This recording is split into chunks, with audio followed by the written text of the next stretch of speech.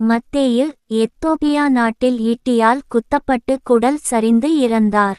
இவர் குடல் சரிந்து இறந்தாலும் உயிரிழந்து கிடக்கும் கிறிஸ்தவத்தை உயிர்ப்பிக்கிறது இவர் எழுதிய மத்தேயு நற்செய்தி நூல்.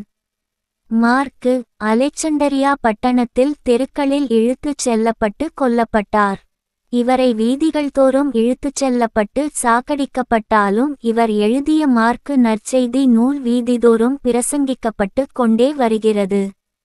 லூக்கா கிரேக்க நாட்டில் ஒலிவமரத்தில் தூக்கிலிடப்பட்டு கொல்லப்பட்டார். ஆனால் இவர் எழுதிய லூக்கா நற்செய்தி நூல் பாவச் சேற்றில் வாழும் பலரை இன்றும் தூக்கி எடுத்துக்கொண்டே இருக்கிறது. யோவான் கொதிக்கும் எண்ணெயில் போடப்பட்டும் சாகாததினால் பத்மு தீவுக்கு நாடுகடத்தப்பட்டார். அங்கிருந்து அவர் எழுதியதே வெளிப்படுத்தல் சுவிசேஷ நூல். பட்டினி கிடந்து சுட்டெரிக்கும் வெயிலில் சுருண்டு விழுந்து இறந்தாலும் வாழ்வில் வாழ வழியின்றி சுருண்டு விழ கிடப்பவனை எழும்பி நடக்கச் செய்கிறது இவர் எழுதிய யோவான் சுவிசேஷம். அந்திரேயா சிலுவையில் அறையப்பட்ட பின்னர் சிலுவையில் இருந்தே பிரசங்கிக்க வற்புறுத்தப்பட்டிருக்கிறார். பிரசங்கித்துக்கொண்டே மரித்தார். பர்த்தலோமியு உயிரோடு தோலுரிக்கப்பட்டு நரக சித்திரவதைக்கு உட்படுத்தப்பட்டு கொல்லப்பட்டார். தோமா இந்தியாவின் சென்னையில் ஈடியால் குத்தி கொலை செய்யப்பட்டார். யூதா மரத்தில் கட்டி அம்புகள் எய்து கொல்லப்பட்டார். பர்னபா கலோனிக்கா என்ற நகரில் கல் எறிந்து கொல்லப்பட்டார். பேதுரு ரோமில் சிலுவையில் தலைகீழாக வைத்து அடித்து கொல்லப்பட்டார்.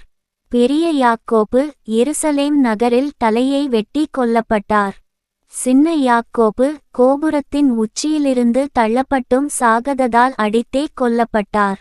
பவுல் நீரோ என்ற ரோம பேரரசனால் தலை தூண்டிக்கப்பட்டு கொல்லப்பட்டார். முதல் நூற்றாண்டில் கிறிஸ்தவம் சந்தித்த வன்கொடுமைகள் தான் இவை. ஆனாலும் ஒரு ஒற்றுமை என்னவென்றால் சாதித்த பின்னர் தான் சாகடிக்கப்பட்டுள்ளனர்.